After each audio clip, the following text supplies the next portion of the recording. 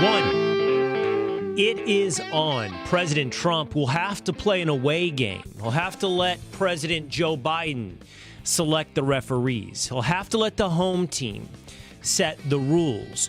But a presidential debate between Joe Biden and Donald Trump is on. Two, are they criminalizing Christianity? Is Christianity bigoted? The story of Harrison Butker and how popular in real terms is Caitlin Clark. Off the rails with Pete Hegseth.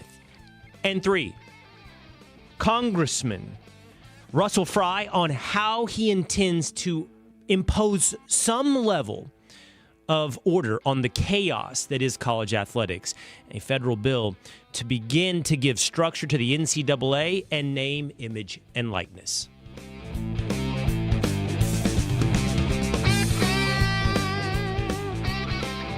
It is the Will Cain Show, streaming live at foxnews.com, on the Fox News YouTube channel, the Fox News Facebook page, and always on demand wherever you get your audio entertainment, at Apple or on Spotify by hitting subscribe. If you do that right now, you can leave us a 5-star review if you feel it's so deserved. You can leave a comment, and you can also join into our comment section on YouTube. Be a part of the Will Cain Show by hitting subscribe on YouTube. That's a growing audience, a growing subscriber base, and a way to ensure that we're a part of your daily schedule every Monday through Thursday at 12 o'clock Eastern Time live, or again by subscribing on demand. You can watch and comment and hang out with us here at the Will Cain Show whenever you like, on YouTube or on Facebook. It's on. The invitation has been offered. The invitation has been accepted. And we now have a presidential debate set for June 27th between Joe Biden and Donald Trump to air on CNN. This morning, the gauntlet, as it were, was thrown by Joe Biden in an 13-second clip with approximately 5 to 6 jump cuts within that 13 seconds. Here, listen, watch. Donald Trump lost 2 debates to me in 2020. And since then, he hadn't shown up for debate. Now he's acting like he wants to debate me again. Well, make my day, pal. I'll even do it twice. So let's pick the dates, Donald. I hear you're free on Wednesdays. 11 to 13 seconds there with 5 to 6 different jump cuts. That adds up to, at best, a single sentence. In many cases, a half sentence Joe Biden was able to record without, presumably, forgetting his next line or making some mistake.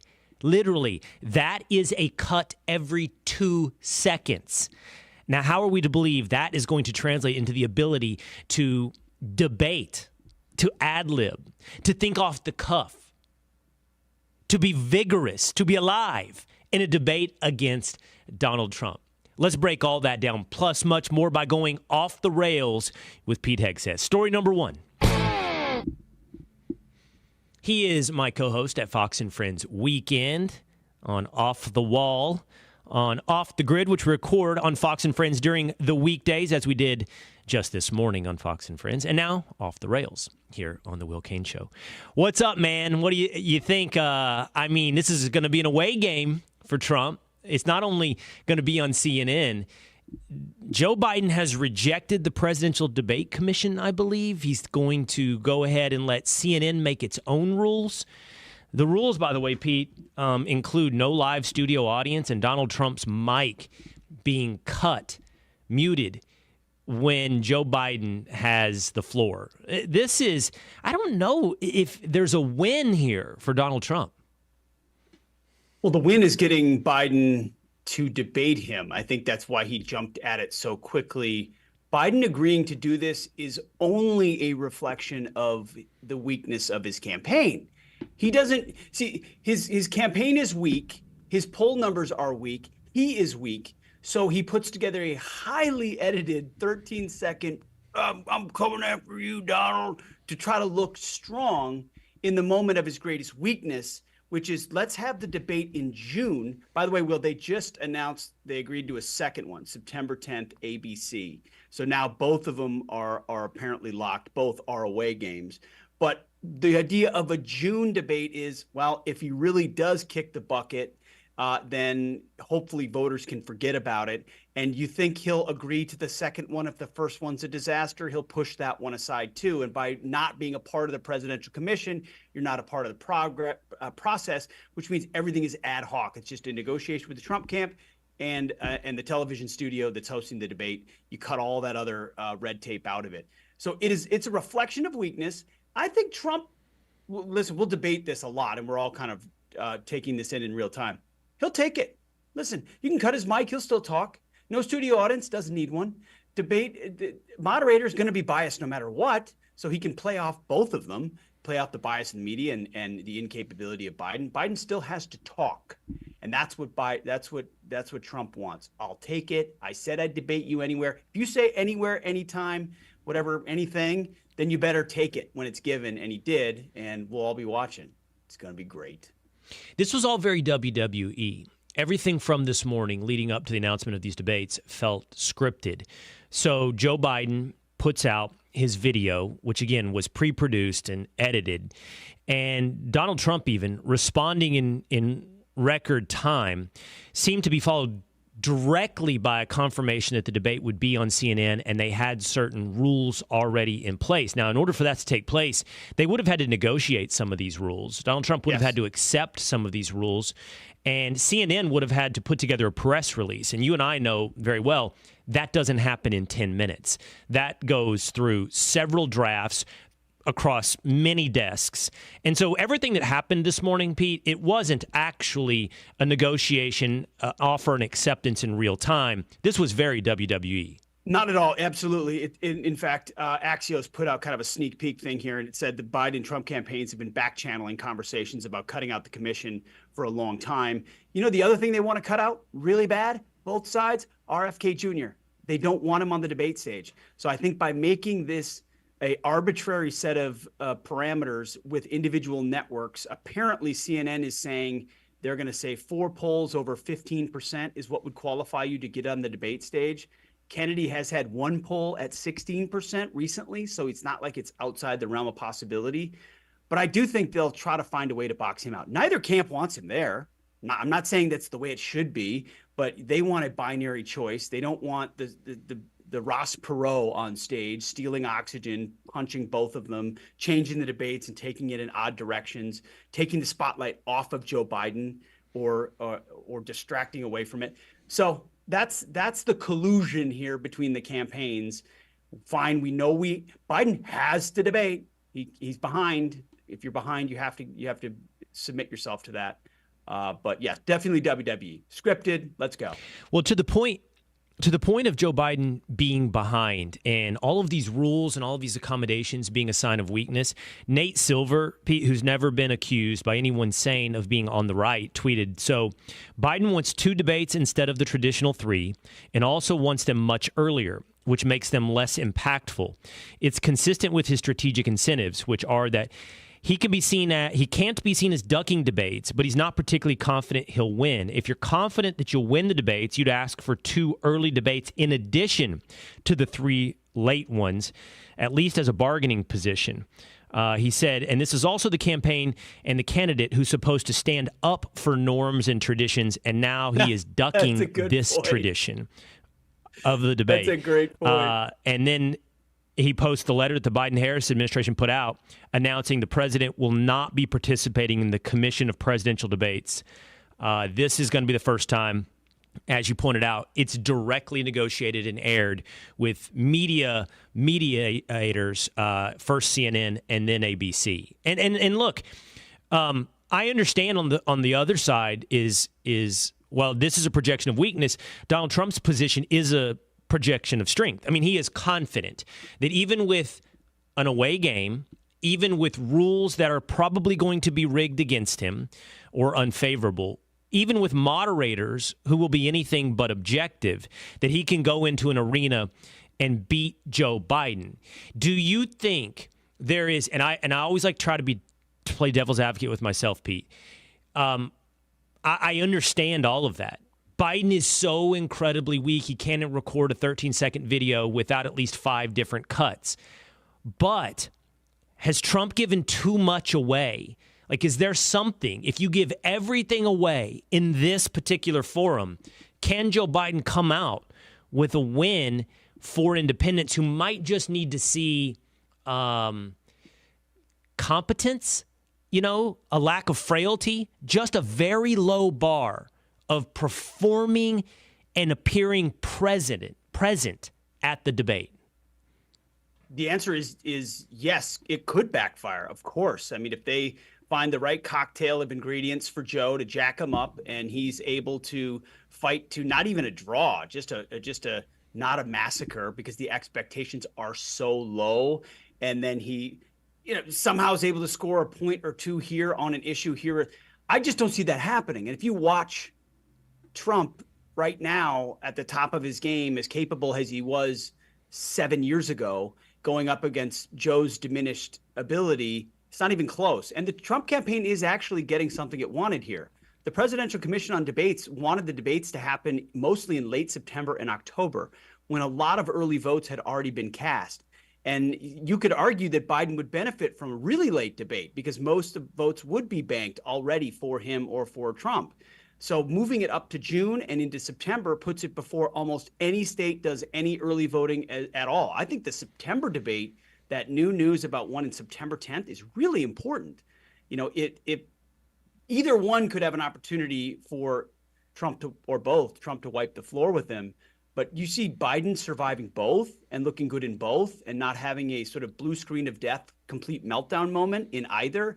And you know what he's going to do? He's going to resort to anger. That's going to be his default, which I don't think wears very well if Trump can maintain his composure, which I think he would in this context. So I still think, yes, there's risk. But if you say anywhere, anytime, and he says, okay, then you take it. Now, the Trump team's still going to work the refs. They're still going to say, well, which CNN host, which ABC host, and they're good at that. So there's still details to be worked out. But this was choreographed. Both sides must see it as beneficial, and we get to watch. Speaking of debates, one broke out here on the Will Cain Show behind the scenes. The producers of the Will Cain Show, Tinfoil Pat and Two-A-Days Dan, they believe, I think even Young Establishment James, that the audience is on to something when it comes to me. There was this moment this weekend on Fox and Friends where I revealed the biggest conspiracy about my performance on Fox and Friends. So let's revisit that, and you can jump in here on whether or not the producers are just conspiracy theorists like the audience of Fox and Friends. Watch. I mean, this is not comfortable. He posts up. This is comfortable. I tilt the body a little bit, and then I consciously take my knees and just push them in a little bit. I get two things: that and why do you dye your hair? I've never dyed my hair. Not once have I dyed my hair. You don't have any white hair, hardly. It is pretty impressive. I mean, he's holding on to it. You know what hard. that means? Magnesium? Well, vitamins. I've been taking magnesium, not helping. After I told you that, you started Actually, popping the magnesium? I did. You have less white. No, I don't. Yes, you do. Sweating. He's dying it. I always or he's sweat at taking 6 in the vitamins. morning. Have I really? Does it really look less? I've been Yes. taking magnesium gummies. That is true. This is a conversation on Fox and Friends about manspreading to start. I get a lot of feedback. Why do you manspread? I also get, why do you bounce your knee? I even had a comment yesterday on a totally unrelated topic of somebody saying to me on Instagram, I turned the channel because you bounce your knee so much. Well, my never response to that noticed is I that. bounce Now my I'm knee gonna because look I'm for it. afraid. Yeah, well, I bounce my knee because I'm afraid that one viewer is going to change the channel. So we're in a real death cycle here between me and that viewer. So, but I do have trouble not manspreading. I don't know what to say about that. It's the comfortable way my hips sit, and I don't dye my hair. And the producers here, the Willisha of the Will Cain Show, they say I'm too suspiciously defying the odds, that my hair is too dark at too an advanced age, that I should be gray, and I must be dyeing my hair. Save me, Pete. I'm with your producers. I'm with the Willisha on this one. How many years have you been on Fox and Friends Weekend, Will? How many years? 3.5. Three, 4? Yeah. I mean, that's too much. That's too long as a morning show host at your aged state to not have any gray hairs at all. I mean, I started Fox and Friends with hair that looks like yours. And now this is where I'm at right now. And I am taking magnesium gummies, but it's not working despite what Rachel said. And there's like a little, I think to your producers, there's a little bit of gray that pops in right here for Will, but I think he lets that be just as a little camouflage for what he's done with the rest of it. And I think, as one of your producers mentioned to me before in my IFB, I think you're a TV guy, you understand this, so you got ahead of it. You started dying before you needed to, so that once the grays started coming in, no one would see it. So it's too good to be true. Not once. No, zero hair dye in my life. Ever once has there been hair dye. I mean, and to your point, I looked this up just for the record. I don't have good statistics, but there is a rule. It's called the 50-50-50 rule. 50% of the population will have 50% gray hair by the age of 50.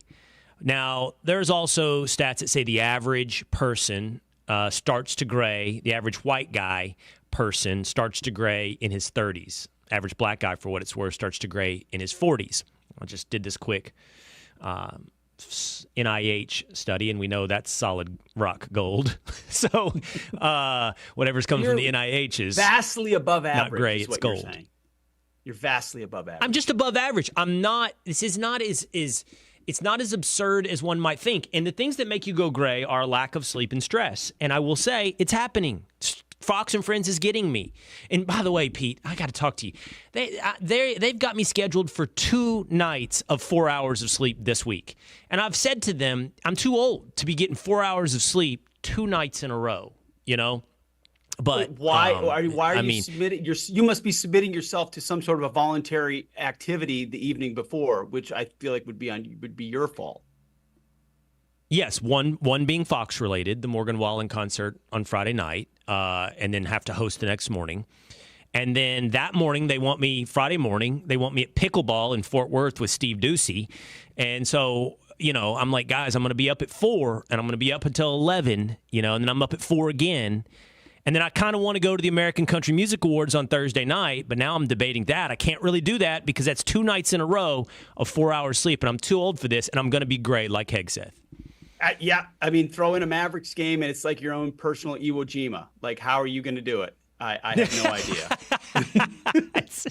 We all have our battles. We all have our wars. Every man needs a war. I learned that somewhere. I get it. I think it might have been. You're going gray, man. It'll happen. It might have been on the War on Warriors. Taught me every man needs a war.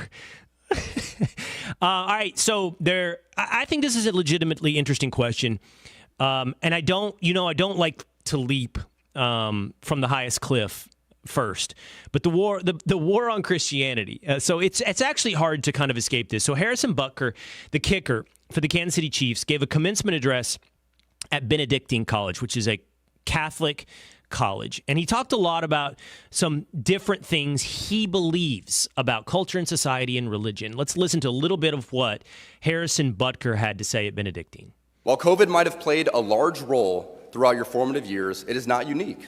Bad policies and poor leadership have negatively impacted major life issues. Things like abortion, IVF, surrogacy, euthanasia, as well as a growing support for degenerate cultural values in media, all stem from the pervasiveness of disorder. Our own nation is led by a man who publicly and proudly proclaims his Catholic faith, but at the same time is delusional enough to make the sign of the cross during a pro-abortion rally.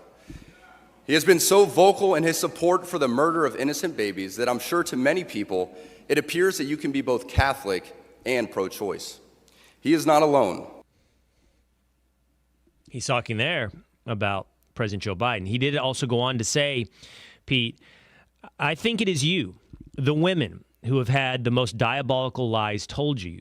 Some of you may go on to lead successful careers in the world, but I would venture to guess that the majority of you are most excited about your marriage and the children you will bring into this world. I can tell you that my beautiful wife, Isabel, would be the first to say that her life truly started when she began living her vocation as a wife and a mother. The headlines scream, USA Today, Chiefs kicker Harrison Butker's speech was ugly. He's only part of a bigger problem.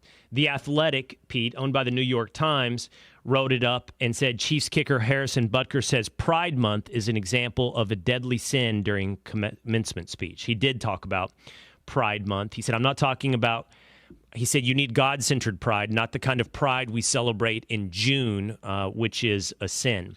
I went through what he had to say, Pete. It is pretty standard fare for a conservative Christian. And what I find fascinating is the response to what he had to say, because all of these headlines have essentially equated views that are conservative Christian with bigotry. The headlines are just short of almost the same tone had Harrison Butker gotten up there and used the N-word in a commencement address to Benedictine. Yeah, I mean, it's very predictable at this point. Another headline I'm looking at right now, the headline is Travis Kelce's teammate, Harrison Butker, which means what they really want is to tie this to comments from Travis Kelce, tie this to comments from Taylor Swift, tie this into a larger cultural conflict inside the locker room, inside our media. He even quoted Taylor Swift. So I guess Harrison Butker sort of invited that a little bit by knowing that if he quotes Taylor Swift, it's going to pull in Travis Kelce. So they're talking to sideline reporters who are saying, how can we have to reject this type of viewpoint.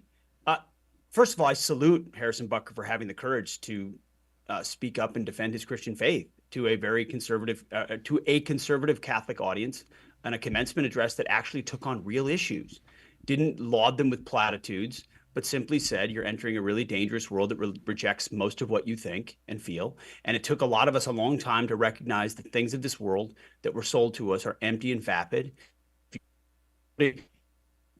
God's will. That was the pivot. Because I watched this.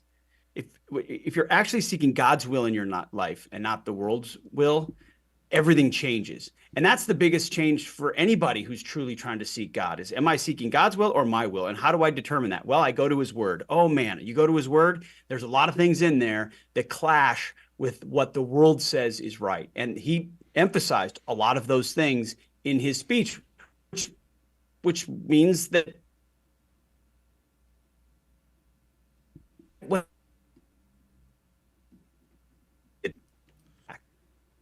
celebrated as a homemaker, celebrated that she loves being a mother, and believes that's the most important job she'll ever have. He didn't say it in a condescending way at all to working people, to working mothers. Just recognize there's a ton of value there. My wife would say the same, right? And probably your wife would say the same. And a lot of wives would say the same. Like, hey, we had the potential to have whatever career we want, but we found the most enrichment and the most value in pouring ourselves into our kids as future citizens, men or women.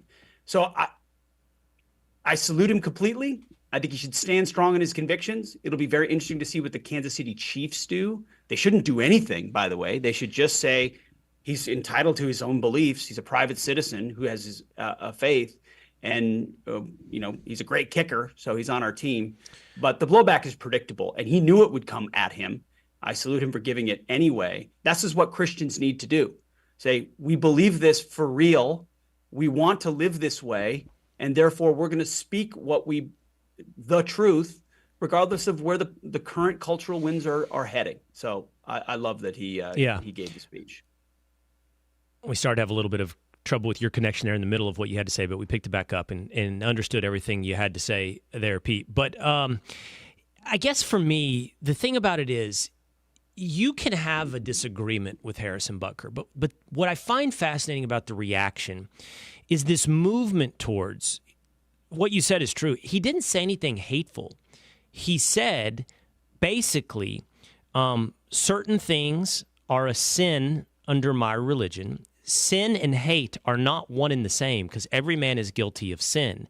It's about the pursuit of virtue, and so it's really not breaking news. It has been, certain things have been qualified as a sin for all of, I don't know about all of humanity, but the vast majority of Western civilization, Judeo-Christian ethics. And so Harrison Butker, validating or acknowledging that in no way can be deemed bigoted or hatred. It just simply is. And if you're going to act like that is bigoted or hatred, what you are saying underneath the surface is Christianity is bigoted or hate-filled. And then secondarily, for him to celebrate the traditional role, and I emphasize the word celebrate, of a mother is also not backwards as it's been written in all these things. It's not, I mean, it's something that we've talked about here. I talked about with Dr. Nicole Saphier last week on the Will Cain Show. I mean, to say, hey, the most important thing you'll ever do in your life is raise children and build a home and build a family. To act like that is backwards, I'm sorry. I think I think those that suggest that is somehow immoral are the ones guilty of immorality. I mean, you can pursue other things. That's fine. He says that. Go on to have a successful career, but my suspicion is you'll do nothing more valuable than build that family, than raise those children. And I think that both reactions lead us to the underlying discussion, which is being avoided, is, are you just saying that family and Christianity are evil? I mean, we should just get there if we're going to get there. Let's get to that debate if that's where we're headed, because it sure seems like that's underneath your surface. I think we're already there. And what you hear is that sort of roar up of people who, listen, we all are sinners. We all have idols. The question is what they are and what do we do about them? And Harrison Bucker would say the very same thing. And for a lot of men and for a lot of women, our idols are of this world. It's our career, it's the next rung, it's our success, it's our health, it's our image, it's our look, it's our dyed hair like you, like whatever it is. We've got idols that we can't overcome. And what he's simply saying is the world's selling you a bill of goods. That's what it said in the Old and New Testament. That's what Jesus talked about, that ultimately honoring God and his law sets us free is something the world and the devil has to reject. And so when he says you're a male, be masculine, don't be emasculated, women don't be afraid to command your household. Now here I say all of that agreeing with everything that you said, but he clearly knew he was going to poke a bear here, because he did quote, I'm looking at this right now, he did say, as my teammate's girlfriend said, familiarity breeds contempt. So I don't know what his relationship is to Travis Kelce. You know, that a lot of it depends on that. If they're buds and he knew that it would not be an issue for him to say that, then it's maybe not a big deal. But if he was doing it in a way that would create a rub between them, then that's between them and their locker room. But there is a war on Christianity. Will, you can't. The things he said are the things I've heard in my pews for decades, right? It depends on how we live them out. It's just the left is trying to force them out of the public square. Say we have to have a secular public square. We have to have a secular media. We have to have secular schools. That's the only thing we can talk about. Don't impose your views on me. And we've gone along with that, as opposed to saying, no, this is what I believe. This is who I am. And I'm going to say it out loud. And giving speeches like this are a part of doing that. And it's great to see. Well, my sin that you're accusing me of would be vanity. And on that war, I would tell you, after seeing Tom Brady at his roast, I have not yet begun the fight. I have not yet begun to indulge my vanity. Speaking of bigotry, you want to hear some blatant bigotry? This will be fun. Watch this. Here is the mayor of New York. How do we have a large body of people that are in our city and country that are excellent swimmers, and at the same time we need lifeguards? And the only obstacle is that we won't give them the right to work to become a lifeguard. So New York City has a lifeguard shortage, but you know what they have? According to Mayor Eric Adams, they got a lot of illegal immigrants. And you know what?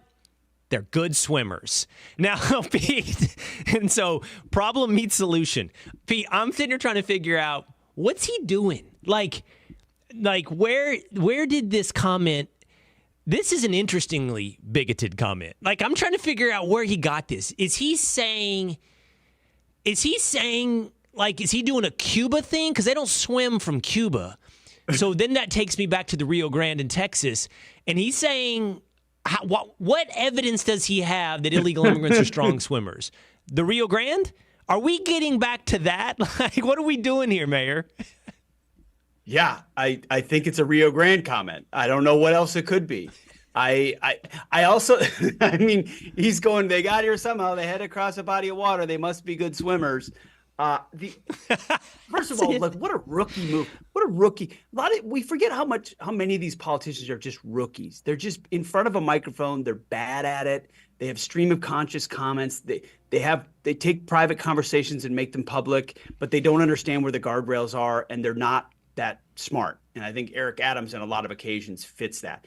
But I also think he said I hate this phrase, but the quiet part out loud. He admitted what illegal immigration is about for a lot of these big city mayors, which is a workforce you can pay nothing, a cheap labor to replace workers that either have decided to leave or won't work for a cheap enough wage to do it.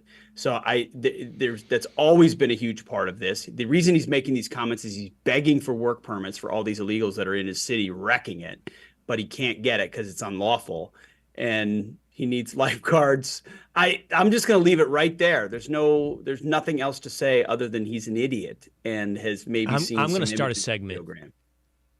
I'm going to start a segment. Imagine if it was said by a Republican, and we can run this, and we can just go back to last week where the governor of New York said black kids have never seen a computer, don't understand computers. So we can just get a greatest hits of clips and say, imagine if it was said by a Republican. Last topic here with you, Hegseth. I'm really interested in this topic, and I'm interested in what you have to say. And it's got less structure, but here's what happened. Last night, Caitlin Clark made her WNBA regular season debut. She scored 20, had 10 turnovers. She is trending as we speak right now. She's trending on X, she's trending on Google, she's trending everywhere. So there is clearly a large appetite of interest still in Caitlin Clark. The question will be, does it translate into ratings? And do those ratings mean more than a novelty? When the WNBA first came out in the late 90s, they did 3 to 5 million viewers. It then went back after the novelty wore off and now has trouble garnering 1 million viewers for the game. And here's what I find fascinating, Pete. NBA, so professional basketball seems to have accomplished something that Caitlin Clark has accomplished, which is relevance. Online relevance. People talk about the NBA on Twitter. People watch highlights of the NBA on Instagram. People debate the NBA on television. But you know what hasn't happened? People watching the NBA. So the ratings do not seem to correlate to the relevance. And then I think about that when it comes to Caitlin Clark. Okay, she has relevance online. People talk, people want to read, people want to see something about Caitlin Clark. But do they actually care about the game? In cases the NBA, in this case, the WNBA. Well, you know this subject better than I, but I think a lot of that relevance is predicated on more cultural questions that end up surrounding it, right? I mean, there's this idea, is she only liked because she's a white girl from Iowa as opposed to a black girl from somewhere else? And is that a dynamic? There's all these dynamic. Is she good looking? Is that why? All of that stuff to me doesn't matter, but it becomes what the chattering class ends up talking about, and an unfortunate side effect. And of course, that's where X and others pick up and they throw fuel on that fire, and it becomes a big old debate about that. I got caught up in it, but just by watching her in the NCAA tournament. But my sense is, because I know they played 2 preseason games, and now this was the first game of the year, I think we're gonna see the relevancy and the interest plummet pretty quick. And it's not that she's not good; she's great. She won't be as much of a standout in a WNBA full of other stars who are bigger, stronger. There's a physical aspect to this too. In seeing a couple of the highlights, there were a lot of veterans in that game that were like, "No, Caitlin Clark, sit down, wait your turn. This ain't happening." So they're gonna, just like they did to Isaiah Thomas back in the Pistons back in the day. Like, hey, you've had too much spotlight. We're gonna put you in your place. So I do think it's gonna return back to the mean. Maybe Indiana Fever games will get a little bit of a pop, and they'll try to promote them heavily. But I don't think you're going to see a change in viewership. I see the same with buddies with the NBA too. I don't know. I watch my team. I'll watch my team. But even when I watch my team, I'll pop in and out of it. Not like I watch in a different way than I watch football, which is I will not miss a down. In the NBA, you can leave for 3 minutes. Scores changed a little bit. Maybe there's been a little bit of a run. Just a different kind of product. So the WNBA just is what it is, and Caitlin Clark will change it a little bit, but I don't. And I this comes from somebody who I told you says she's different. She's amazing, but I'm not going to turn on the WNBA. Maybe if she's on to see a little bit, but not a whole game. There's no chance. So this makes me think two things. This entire conversation about Caitlin Clark made me think about two things. First of all, I'm just kind of fascinated, Pete, by the difference between relevance, attention, and I don't know what the next thing I'm differentiating it from would be, but a connection, an audience, a business. Well, I think it applies to us as well. You know, you can chase virality and relevance online, but it doesn't necessarily translate into an audience, a connection, and a business.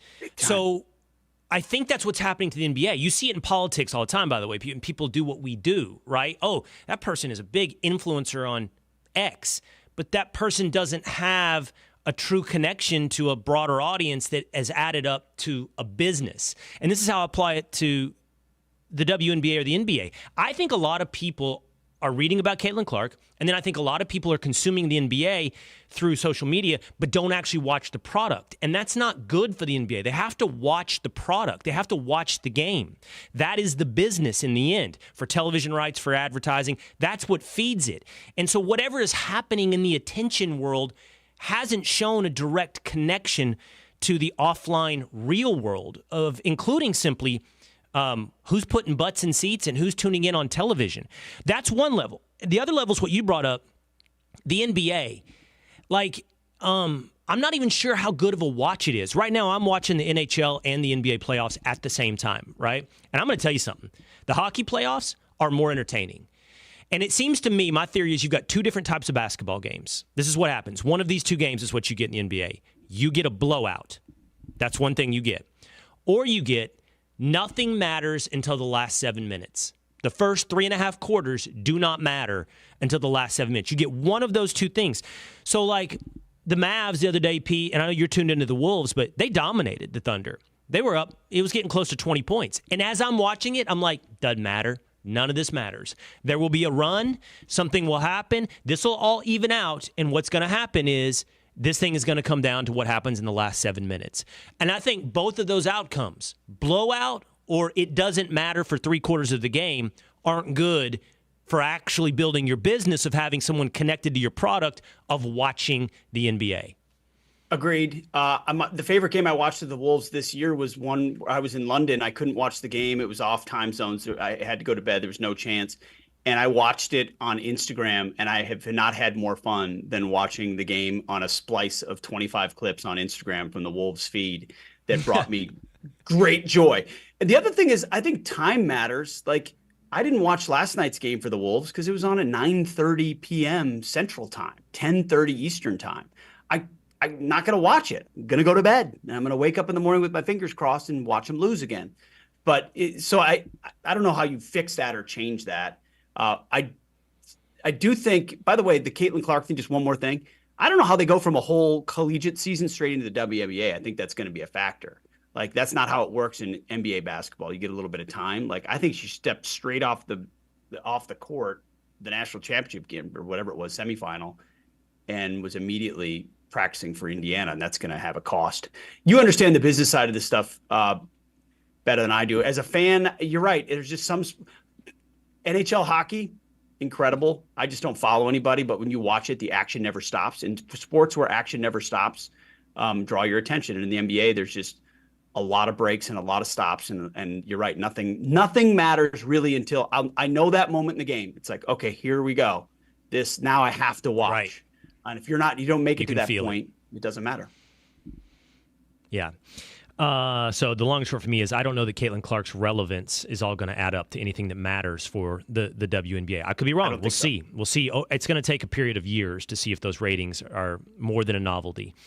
And by the way, you know something about swings in basketball. I mean, I'm not making fun of you. I'm saying seriously, like, playing basketball has got to feel something similar to watching basketball, right? Oh, we're up by 20. How safe can you actually feel, especially in a game like that?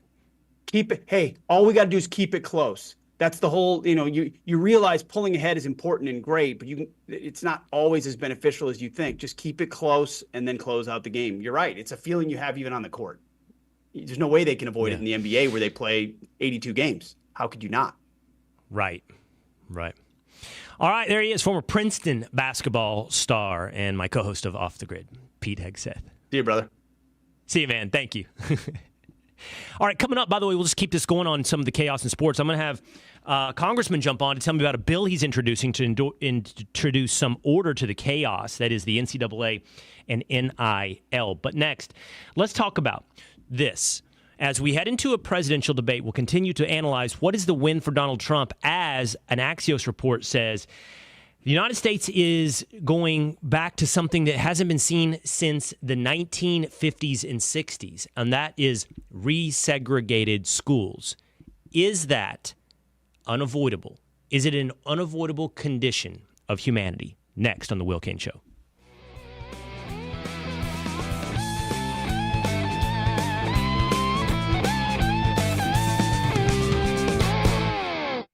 I'm Dana Perino, co-host of The Five and co-anchor of America's Newsroom. Join me for my brand new podcast, Perino on Politics. Listeners of Everything Will Be Okay will gravitate toward this podcast too. Every Monday, I'm going to talk to people I trust in politics as they tell me what they're seeing and thinking in the 2024 election cycle. As they prep me to cover the upcoming election, they'll prep you, the voters, too. Make sure you subscribe to this series on FoxNewsPodcast.com or wherever you download podcasts and leave a rating and review. Pete Hegseth's eye-opening new book, The War on Warriors. The army I fought for has gone woke, and it's time to fix that. The veteran and Fox and Friends weekend host exposes the problems in today's military. How a far-left ideology has infiltrated the system and is putting our entire country at risk. With critical insight into the changes that need to happen in the Pentagon and America before it's too late. The War on Warriors by best-selling author Pete Hegseth. Order now at foxnewsbooks.com. I'm Emily Campagno, host of the Fox True Crime podcast. Jonna Mendez first joined the CIA as a secretary in 1966, but her creativity, hard work, and fierce independence paved the way for her to become eventually the chief of disguise. This week, I'm joined by former CIA chief of disguise Jonna Mendez as she reveals stories from her illustrious career as detailed in her riveting new book, In True Face. Available now on Apple, Spotify, and foxnewspodcasts.com. President Joe Biden has opted out of the Presidential Debate Commission, but he has offered up a home game for himself to former President Donald Trump for 2 debates in June and September, the rules of which will all be dictated by the home team, by Joe Biden. No live audience, Trump's mic will be cut while Biden is speaking, and no RFK. I'm sure CNN and ABC will be picking the moderators. And to all of that, Donald Trump has said, bring it on. We will get those 2 debates. No matter how slanted, no matter how rigged, no matter how much of a home game for Joe Biden, the question will be, can he put together a performance better than the 13-second invitation with 6 different edits and cuts that he offered up to Donald Trump? Trump says, let's see. Bring it on. It is the Will Cain Show, streaming live at foxnews.com, on the Fox News YouTube channel, the Fox News Facebook page. You can subscribe on YouTube, jump into the comments sections, and watch us every Monday through Thursday at 12 o'clock Eastern Time. You can also see past episodes of the Will Cain Show. We've had some big names, some big guests, and we got some other big guests coming up very soon here on the Will Cain Show. So make sure you hammer subscribe, as you can as well on Apple or on Spotify, to keep up with the Will Cain Show. Fascinating report in Axios. Axios headline says, school segregation surges 70 years after Brown v. Board of Education. They have a graph that shows from 1988 to 2022, the share of U.S. public schools with student bodies more than 90% white. It has gone from roughly 7% in 1988 up to 20% in 2022. It shows schools, in essence, re-segregating in America. Now, Axios ponders whether or not this is the rise in charter schools or school choice. But as an aside, towards the end of their analysis, they say, yes, but White children now seldom attend schools where all students are white, the Civil Rights Project report found. There were 551 public schools that were all white in 2021, and that's down from 5,339 schools in 1990 that were all white. So what you do is you see progress if your goal is desegregation in the number of schools out there that are all white, but a rise in the number of schools that are 90% white. I think what you see here in these statistics is freedom of choice. I think what you see here is freedom of movement. I think what you see here are the decisions of individuals, even when those individuals choose to behave as a group. It is interesting how human beings will segregate themselves, not through government policy, not through law, not through force, but through choice. People gravitate towards like-mindedness, like socioeconomic background, and even similar in ethnicity and race. You know, I made a concerted effort throughout the early part of my children's life and education to expose them to as many different things as possible. I sent them to a charter school in New York City, which, despite what Axios has suggested in this particular article, meant pure diversity. Literally, I don't mean the euphemism diversity. I mean the technical definition of diversity. In elementary school, they went to a school that was 30% Latino, 30% Black, 30% white.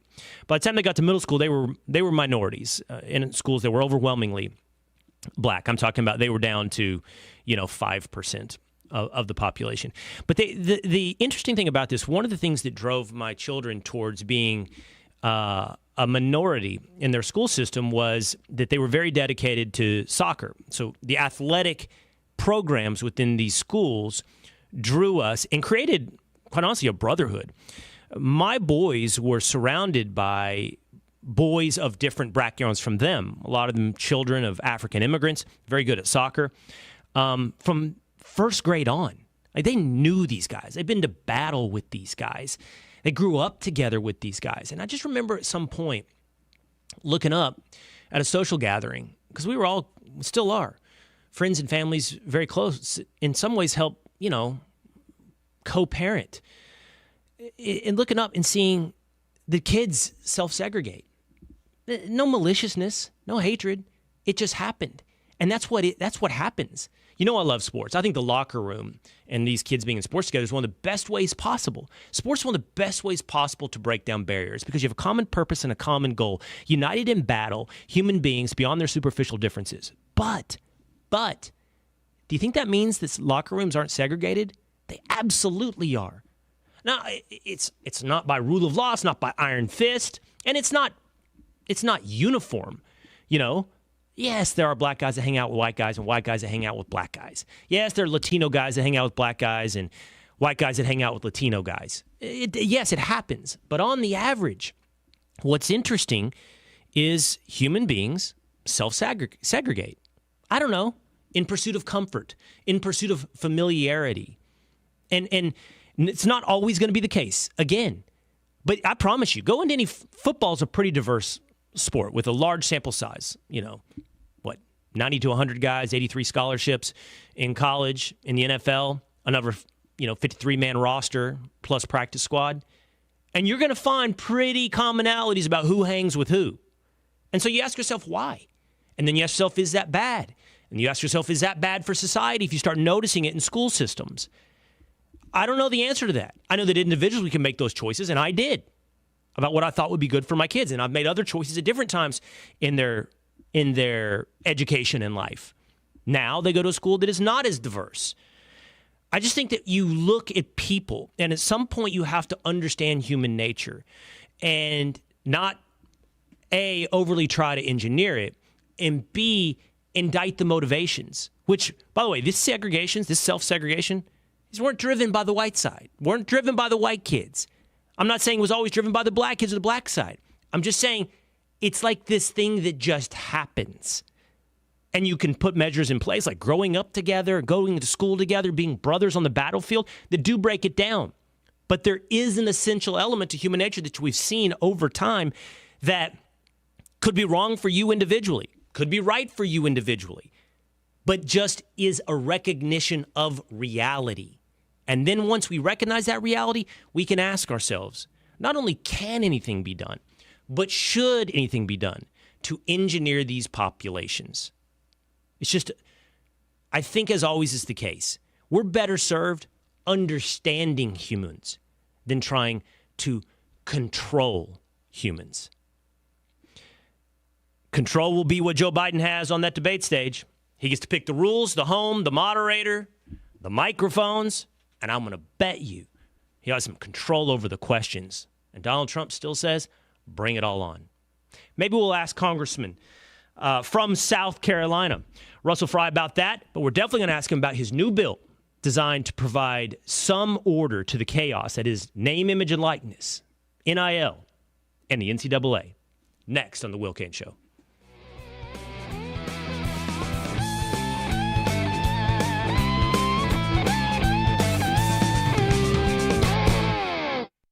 Stay on top of the latest forecast with America's Weather Team in the palm of your hands. Here's the latest from America's Weather Center. It's Fox weather updates throughout your busy day, every day. That heat's going to be out there for one more day. Temperatures being 30 degrees above average. Put the power of over 100 meteorologists and the worldwide resources of Fox in your hands with the Fox Weather Podcast. Precise, personal, powerful. Subscribe and listen now at foxnewspodcasts.com. The XFL and the USFL merged together to create one powerful spring football league called the UFL. Here we go. These players are going to play hard-nosed, intense football, passionate football. And caught. Touchdown. What a catch. They're going to ball out. Memphis, Michigan, Arlington, San Antonio, the United Football League. This week on Fox. Kick it off, baby. Let's rock.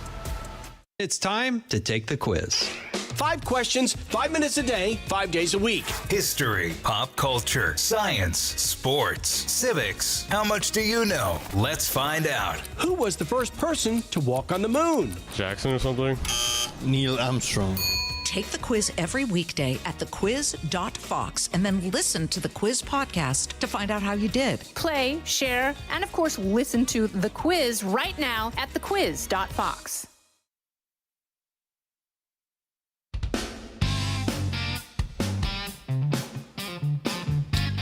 Trump called Joe out. No teleprompters, no note cards. We need to see Biden and how he can function without it all. That's from Mary Schindewolf on YouTube. It is the Will Cain Show, streaming live on YouTube, also on foxnews.com, also on Facebook. Big audience yesterday on Facebook. We appreciate you being there with us. We had over 120,000 viewers yesterday on Facebook. This show continues to grow. Would love for you to subscribe. You're watching us on Facebook. Jump into the comments section. Hang out. You can go back and forth with various members of the Willisha or audiences of the Will Cain Show. You can subscribe to Will Cain Show on Facebook and just hang out with us there as well. You can also subscribe on YouTube. Be a part of this community as well on Apple or on Spotify. Clinton Alexander says on YouTube, Trump will beat Biden easily at debate. I suspect that is also true. Why? Well, in part because this is the video that Joe Biden put out today, sort of WWE style, inviting Trump into the arena. Watch. Donald Trump lost 2 debates to me in 2020. And since then, he hadn't shown up for debate. Now he's acting like he wants to debate me again. Well, make my day, pal. I'll even do it twice. So let's pick the dates, Donald. I hear you're free on Wednesdays. 13 seconds. That video is 13 seconds. I think it's between 5 and 6 jump cuts. That's a cut every 2 seconds. That's half a line, maybe a sentence that Joe Biden was able to record, either before forgetting his line or stumbling and saying, cut, let's do another take. And an editor saying, I can just piece it all together. That was the promo cut for the debate. That ain't Pat McAfee. That's not The Rock. That wouldn't suffice in WWE. That's the promo cut for a debate that you would presume would last something like 2 hours, even if it has to follow the rules laid down by Joe Biden, which include no RFK present. CNN has said, who will be the home of the first debate on June 27th, you have to have 4 straight polls polling over 15%. That would eliminate RFK. No live studio audience to, I guess, encourage Donald Trump. No microphone being turned up for Donald Trump when it's Joe Biden's turn, when he is speaking, when he can be interrupted, when he can be rattled. Joe Biden. It's a home game, the second game, which will also be a home game on ABC for Joe Biden. It's a home game with home rules for Joe Biden. Pierre Toulon on YouTube says, I wonder if Biden will be provided with a teleprompter. Despite the home game, I would doubt not only the existence, but the usefulness of a teleprompter. I don't know how you're going to have a script that prepares you for Donald Trump. Devil Dog says, no earpieces, no notes, no aids of any kind, you would presume.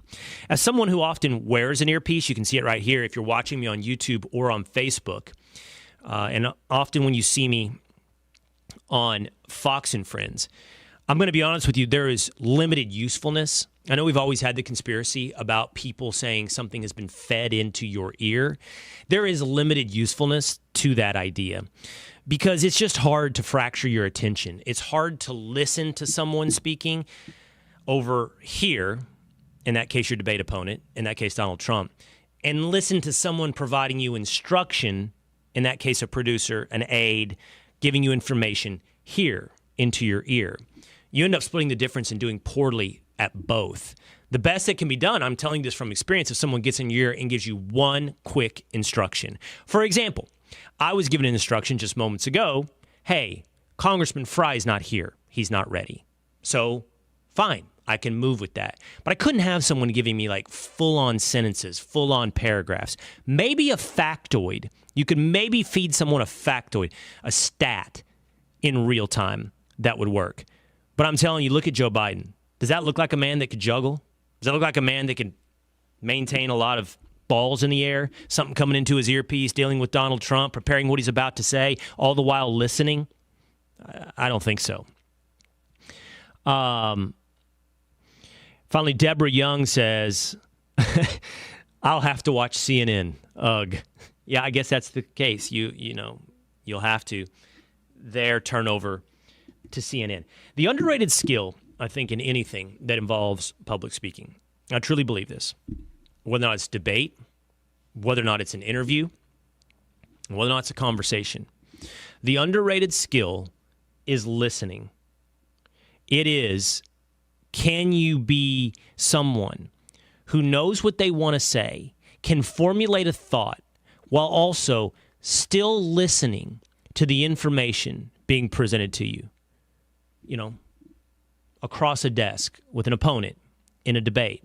Because if you take turns giving speeches, it's not any good. During an interview, to follow up, to see if they've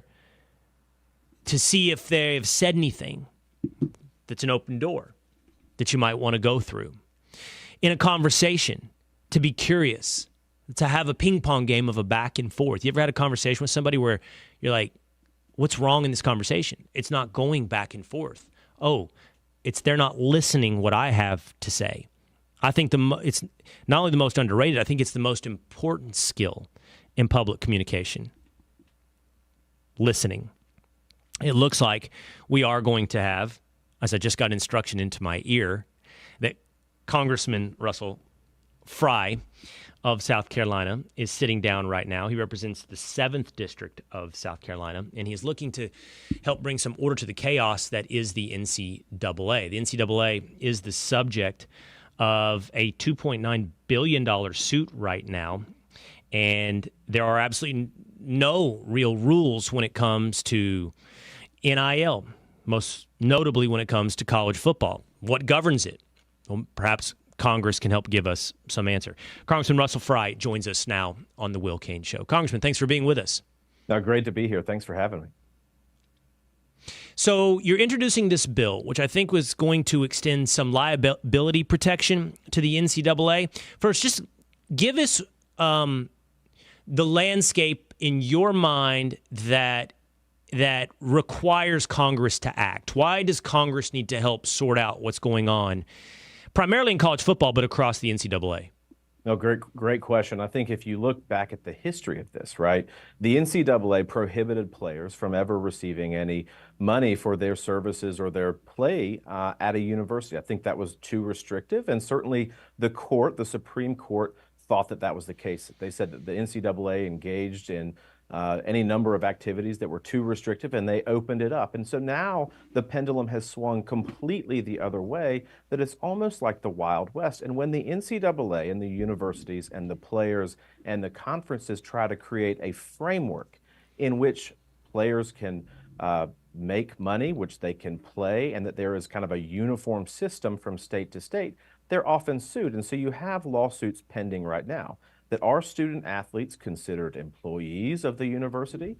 Are they able to unionize as employees of that university? And so it really creates a quagmire, not only for the NCAA, but the universities, the conferences, and the end result is that it affects the players very dramatically. That, if you're 18 years old and you can vote and you can buy a lottery ticket and a pack of cigs, no, you can't actually play and market your skill. And so here, this legislation provides that liability safe harbor. And so the NCAA, so that again, go ahead.